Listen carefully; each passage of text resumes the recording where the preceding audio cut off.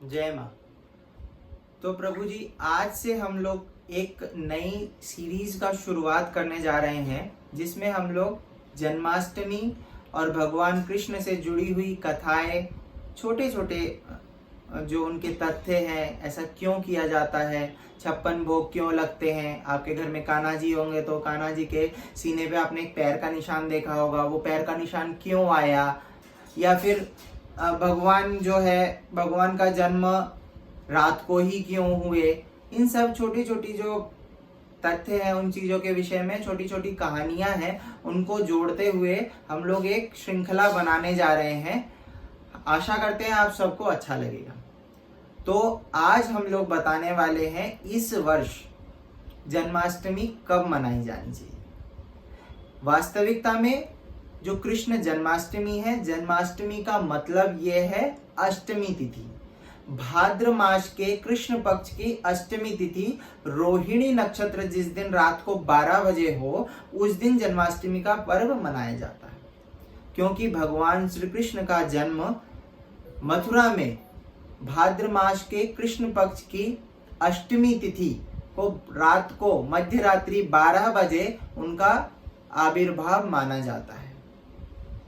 तो इसी प्रकार यदि इस वर्ष के विषय में बात करें तो इस वर्ष 18 अगस्त 2022 को 9:20 से लेकर दूसरे दिन यानी कि 19 अगस्त 2022 10:58 तक अष्टमी तिथि है।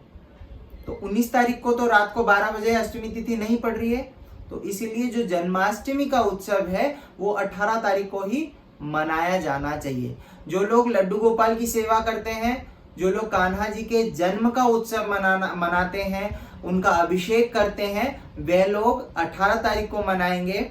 जो लोग नंदोत्सव करते हैं अपने घर में, जो नंद बाबा के घर में मनाया गया था, वह लोग 19 तारीख को जन्माष्टमी का उत्सव पालन करेंगे।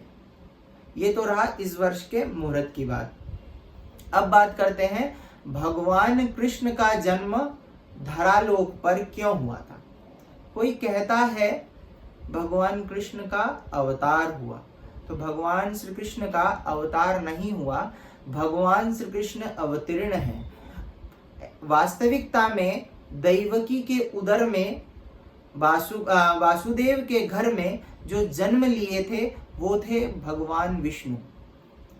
ऐसे ही जब रात को 12 बजे भगवान विष्णु का जन्म हुआ तो वासुदेव अपने सर पे कृष्ण भगवान को लेकर यमुना मैया के बीच से चलते आ रहे हैं। तो यमुना मैया में जब भगवान विष्णु ऊपर खेल रहे थे, अनंत नाग आके छत्र बनाए हुए थे, वर्षा हो रही थी, तो ऐसे समय पे यमुना मैया का जल बढ़ रहा था। क्यों? वे भगवान का चरण स्पर्श करना चाहते हैं।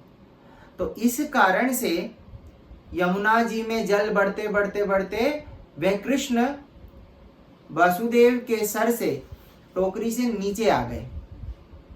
जब नीचे आए, उन्होंने यमुना मैया के साथ खूब खेल खेला। उसके बाद ढूंढते ढूंढते वसुदेव जी जब ढूंढने के बाद जो उनको शिशु मिला, उस शिशु के 2 हस्त थे, पर जो पैदा हुआ था उसके 4 हस्त थे। इसीलिए भगवान विष्णु का जन्म हुआ था। भगवान श्री कृष्ण तो बदले गए।